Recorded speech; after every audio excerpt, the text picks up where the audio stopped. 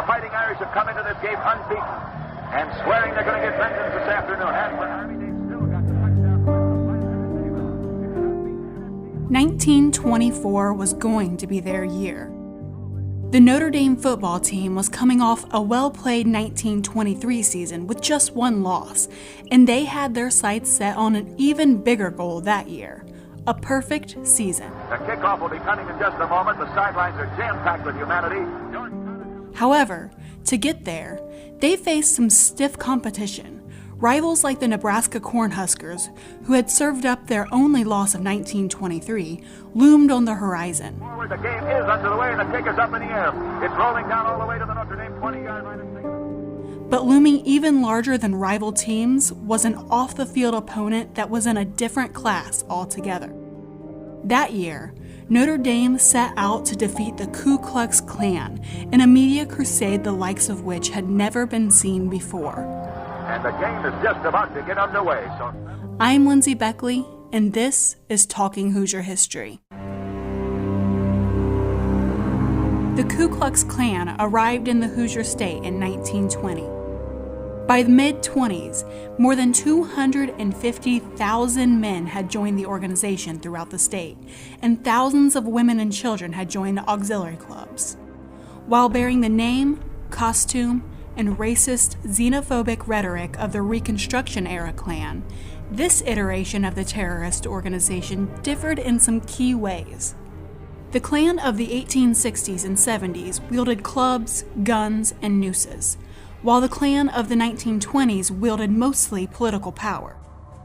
The Klan of the mid-19th century terrorized the African American population of the southern United States, while that of the 20th century broadened their animus to include political radicals, feminists, intellectuals, Jews, and, most vociferously, Catholics and immigrants. One other way in which the Klan of the 1920s differed from its predecessor, especially in Indiana, was just how interwoven it was with respectable society. Klansmen weren't on the fringes, ostracized by their hate. Rather, as Indiana University historian James Madison said in his new book, The Ku Klux Klan in the Heartland, quote, "The Ku Klux Klan of the 1920s was as dark as the night and as American as apple pie."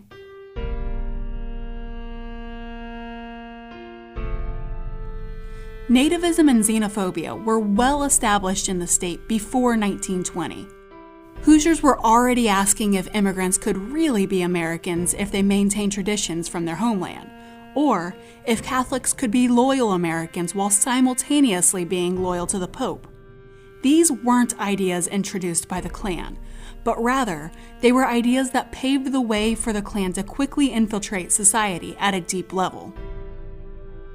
Because the Klan was such an integral part of the fabric of everyday life in Indiana, there was very little widespread resistance to the organization.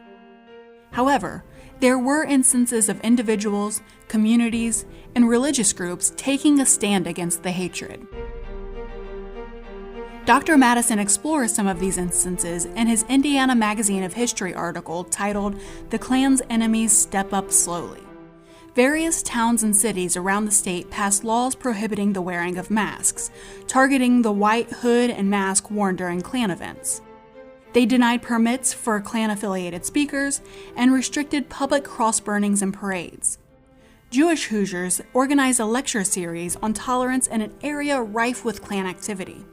Newspapers around the Midwest, including the Muncie Post-Democrat, the Chicago-based Tolerance, and the Indianapolis Times, wrote scathing editorials decrying the Klan's practices. It was Catholic Hoosiers who showed the most unified resistance, though. This was likely because they were the primary targets of the Klan's intolerance. When the Tipton County Fair announced that it would be hosting a Klan Day, Catholics boycotted the event. When the Knights of Columbus organized a protest against the Klan in Indianapolis, nearly 800 Catholic men attended.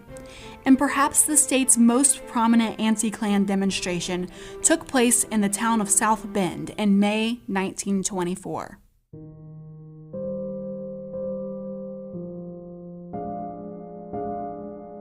South Bend, home to Catholics of Irish, Polish, and Hungarian origin, as well as the traditionally Catholic University of Notre Dame, was one of the only major cities in Indiana without a Klan presence.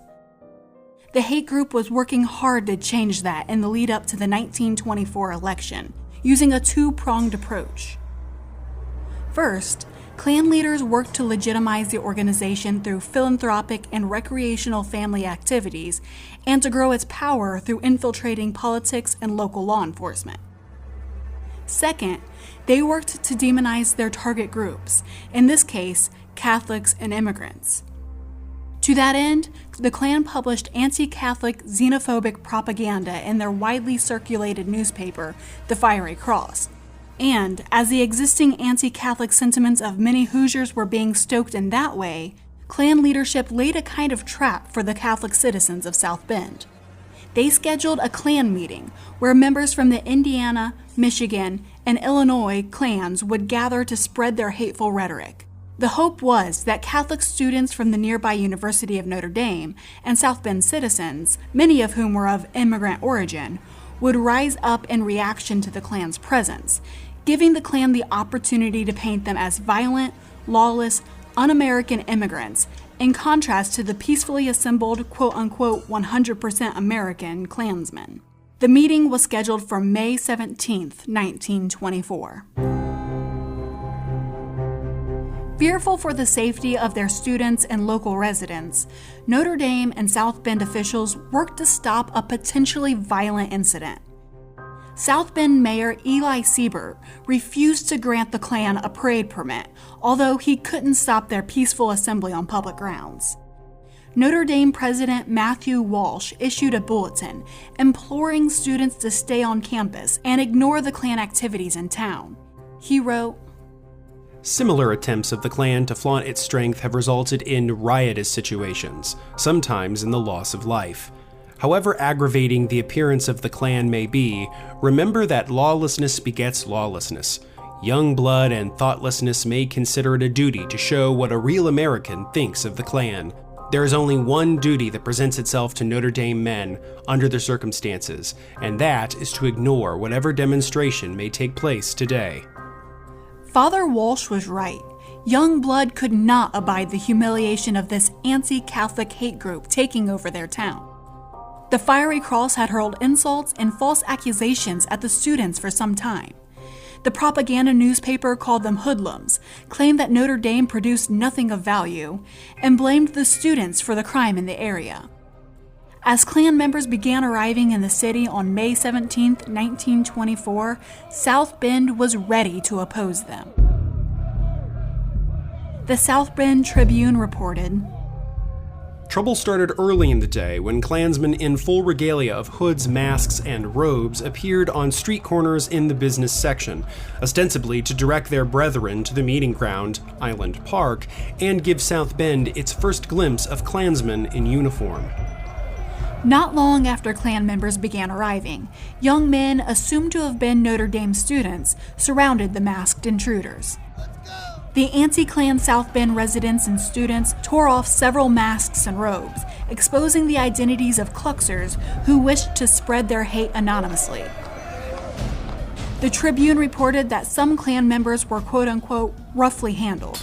The newspaper also reported that the anti-Klan forces showed some evidence of being organized. They formed a flying column that moved in unison from corner to corner wherever a white robe appeared. By 11:30 a.m., students and residents of South Bend had purged the business district of any sign of the Klan. Meanwhile, Klan leaders continued to lobby city officials for permission to parade, hold meetings in their downtown headquarters, and assemble en masse at Island Park. Just after noon, the group determined to protect South Bend turned their attention to Klan headquarters. This home base was on the third floor of a building and was identifiable by the fiery cross made of red light bulbs in the window. The students and South Bend residents surrounded the building and focused on removing the glowing red symbol of hate. Several young men hurled potatoes at the building, breaking several windows and smashing the light bulbs in the cross. The young men then stormed up the stairs to the Klan den. and were stopped by minister and Klan leader Reverend J.H. Horton with a revolver. The students attempted to convince Klan members to agree not to parade in masks or with weapons. While convincing all parties to ditch the costumes wasn't easy, they did eventually negotiate a truce. By 3:30 p.m., the protesters had left the headquarters and rallied at a local pool hall. Here, a student leader spoke to the crowd and urged them to remain peaceful but vigilant in case they were needed by local police to break up the parade. After all was said and done, despite Klan threats, the city never issued a parade license and the Klan never paraded. Looking at the outcomes of this clash, it may seem as though the Notre Dame students came out on top. They were able to clear much of the city of white-robed Klansmen. The parade hadn't happened, and they had even faced their persecutors head-on, something that's easy to root for. However, this show of resistance was exactly what the Klan wanted, and they ran with it. They painted the students as a, quote, reckless, fight-loving gang of hoodlums, and used the fiery cross to spread a narrative of law-abiding Protestant citizens being denied their right to peacefully assemble while being violently attacked by gangs of Catholics and immigrants. Mixing outright lies into their media spin, the Klan newspaper claimed that the students ripped up American flags and attacked women and children. The Klan's propaganda was picked up by many mainstream newspapers and widely reported. The Notre Dame students may have appeared to win the day, but the reputation of the University of Notre Dame and the Catholic community as a whole had been tarnished by the spread of Klan propaganda. The university needed a way to combat this bad press. And luckily, they had just the thing. The kickoff will be coming in just a moment. The sidelines are jam-packed with humanity. The wildly successful Notre Dame Fighting Irish football team. Since 1921, Father John O'Hara, the prefect of religion, had been working to link the players' Catholicism with their success on the Gridiron by arranging press coverage of the players attending Mass before away games, providing medals of saints for them to wear during games, and writing about the religious component in Notre Dame's football success. In essence, he drew on the idea of sports as a platform for social change, an idea that continues to be used in the 21st century. O'Hara planned to take this strategy up a notch in the 1924 season, in an attempt to combat the smear campaign being waged by the Klan. In order to put this plan into action, though, the Fighting Irish would have to make an even more impressive showing than they had in the 1923 season. This was a tall order, as their only loss that season was a devastating defeat by the Nebraska Cornhuskers, a game during which the Fighting Irish were subjected to anti-Catholic insults. This would have to be a year like no other, a perfect, undefeated season. Coach Newt Rockne had his work cut out for him, but he came to the 1924 season with a plan. Instead of starting his first-string players, he'd send in his second-string shock troops to tire out their opponents. Then, he'd send in his best players, still fresh and ready to make up any ground that had been lost and more. The strategy was deployed with great success in the first 2 games of the season. Lombard College and Wabash College were defeated with a combined score of 74-0. The first real test for both the team and the press strategy came on October 25th, when the Fighting Irish faced one of their biggest rivals, the Army team. Dennis Simins is trying to peek through the gray clouds as the game will just about get underway in roughly some 30 seconds. Unbeaten Army tackling unbeaten Notre Dame. In the lead up to the game, alumni living in New York fed Notre Dame-produced press statements to newspapers in the city, and drummed up support for the Fighting Irish at local Catholic organizations. As 60,000 fans have descended upon the New York City Polo Grounds to watch this matchup. It was clear that the good press had paid off. The New York Times reported that the crowd was the largest the city had ever seen. When the Irish pulled off a relatively tight 13-7 victory, the press raved, and reporter Grantland Rice of the New York Herald Tribune delivered one of the most famous lines in sports history, writing about the Notre Dame backfield lineup. Outlined against a blue-gray October sky, the four horsemen rode again. In dramatic lore, they are known as famine, pestilence, destruction, and death. They are only aliases. Their real names are Stuldreyer, Miller, Crowley, and Layden. The Four Horsemen nickname immediately gained traction. Upon the team's return, the university arranged to have a photographer shoot a picture of the horsemen in uniform and on horseback. Just another card to add to the media playbook. 1/3 of the way through their regular season, the plan was right on track. The team had won some decisive victories, and the media coverage was overwhelmingly positive, despite the fact that the Fiery Cross continued to rehash the events of May 24th, smearing the Catholic and immigrant community of South Bend every chance they got. As the season continued, it became clear that this Notre Dame team was a force to be reckoned with. They emerged from their midseason games with 3 more decisive victories against Princeton, Georgia Tech, and the University of Wisconsin. Their next and perhaps largest hurdle still loomed ahead in the form of the Nebraska Cornhuskers, who delivered their only defeat in the 1923 season. During their last matchup, the Fighting Irish had encountered prejudice and xenophobic epithets from the Nebraska fan base. And the Fighting Irish have come into this game unbeaten and swearing they're going to get vengeance this afternoon. This meant that a victory against the Huskers wouldn't only get the Irish one win closer to a perfect season, but the victory of a hard-working and stoic Irish Catholic school over a team with anti-Catholic fans would be symbolic of a larger Catholic victory over prejudice.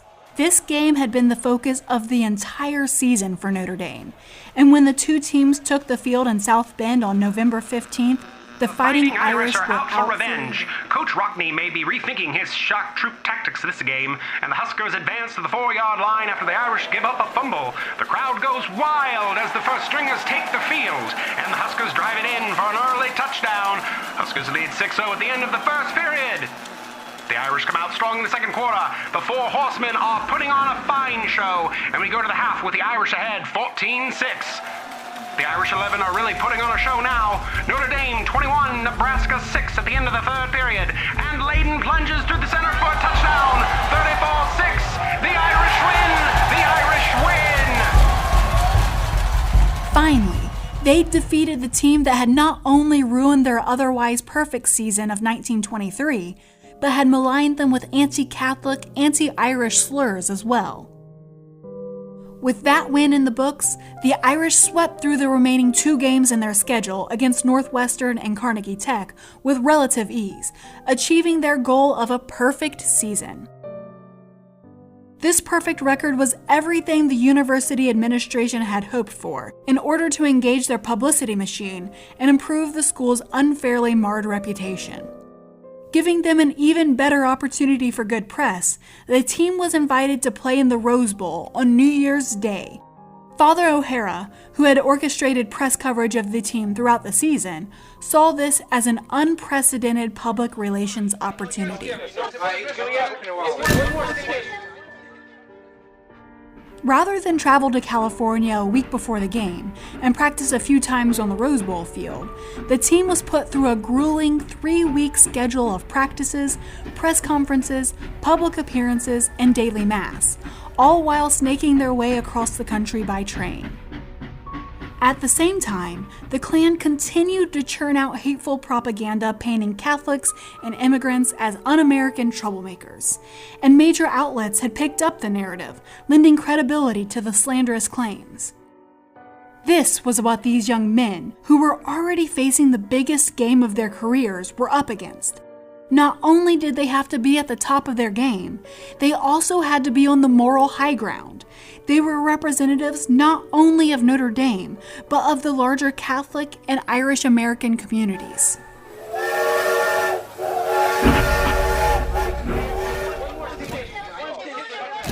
The team finally arrived in Los Angeles to a train platform crowded with fans. It seemed that their press tour was working. After checking into the hotel, the team went to the Rose Bowl field for practice. Standing in the stadium, the Irish focused on their goal, a Rose Bowl championship. After one more practice, the Fighting Irish returned to their hotel to rest for the night. In the meantime, newspapers across the country reported on the practice, debated who would win the following day, and discussed just how evenly matched the two teams were. The excitement was building. The Chicago Tribune reported, "Every arriving train brings more football fans, and the great majority favor Notre Dame to win. Coaches from all sections of the country are here to get a line on the Rockne style of play and see what all expect to be a great exhibition of open football." On the warm and sunny New Year's Day of 1925, the team attended Mass and took Holy Communion before heading to the Rose Bowl. Over 53,000 fans filled the stands, and others sat in trees outside the stadium. The game started at 2:15 p.m. As usual, Coach Rockne has started his second-string shock troops. That might be a mistake with this Stanford offense. And the Cardinals score first with a field goal. Score 3-0 Stanford. And the first-string players enter the fray. Even the usually unstoppable Four Horsemen seem to be unable to make a drive against this Stanford line. Oh, and the Irish get a break as Stanford flubs the punt, placing the Irish on the Stanford 32-yard line. The Irish drive it in for their first score of the game. Irish lead 6-3. Notre Dame fullback Elmer Layden intercepts the pass and runs it back for a 70-yard touchdown. Irish lead 13-3 going into the second half. And the Cardinals fumble the ball. Irishman Edward Hunsinger picks it up and runs 20 yards for another touchdown. Stanford has the ball inside the Notre Dame 1-yard line, and they've stopped mere inches from the end zone. Stanford goes for another pass, and it's intercepted by Layden. He's going! Layden runs it back for another 70-yard touchdown, and the Irish win the Rose Bowl, 27-10. What a way to top off a perfect season.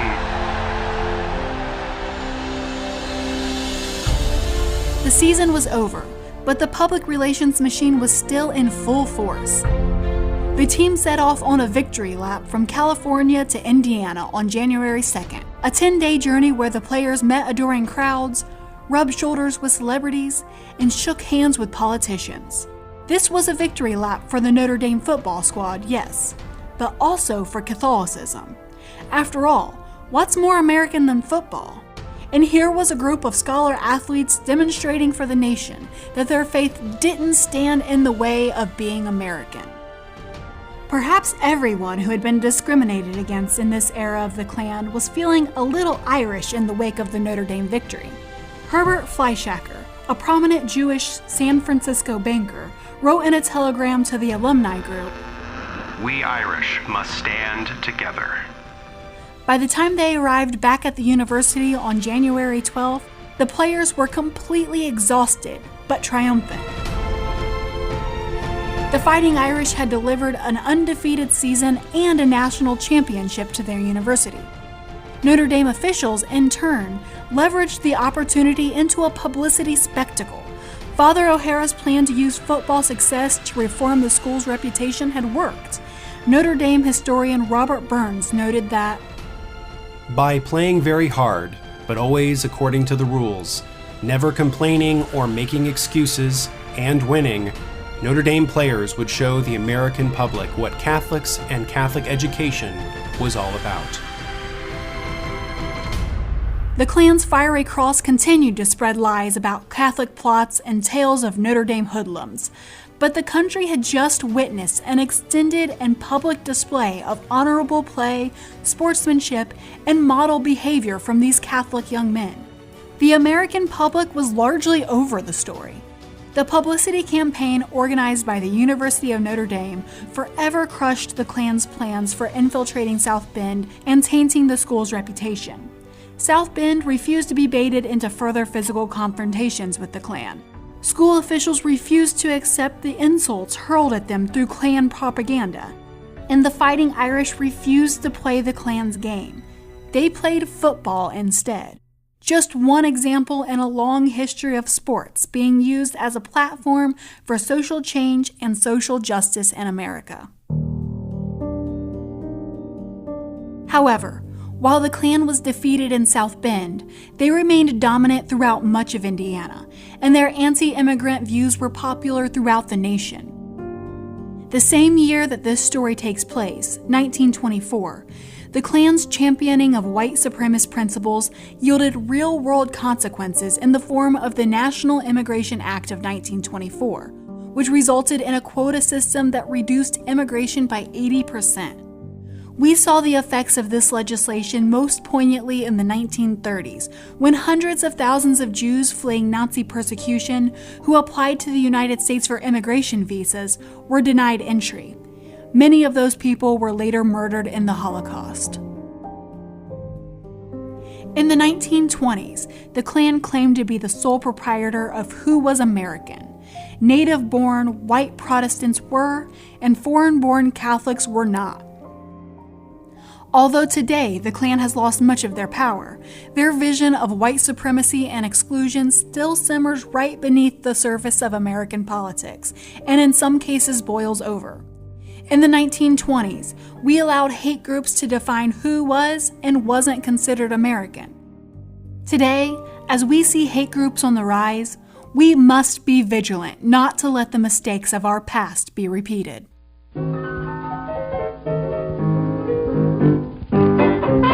Once again, I'm Lindsay Beckley, and this is Talking Hoosier History. Talking Hoosier History is a product of the Indiana Historical Bureau, a division of the Indiana State Library. If you'd like to see my sources for this episode, visit blog.history.in.gov and click Talking Hoosier History at the top to see a full transcript and show notes. This episode of Talking Hoosier History was adapted from Integrity on the Gridiron, 3 original posts written by IHB historian Jill Weiss Simins for the Indiana History blog. Production and sound engineering by Jill Weiss Simins. Thank you to Justin Clark for lending his voice to today's episode. We'll be back in 2 weeks with an episode of Giving Voice, where I'll be talking with Indiana University historian and author of the new book, The Ku Klux Klan in the Heartland, Dr. James Madison. In the meantime, find us on Facebook and Twitter at the Indiana Historical Bureau, and remember to subscribe, rate, and review Talking Hoosier History wherever you get your podcasts. Thanks for listening.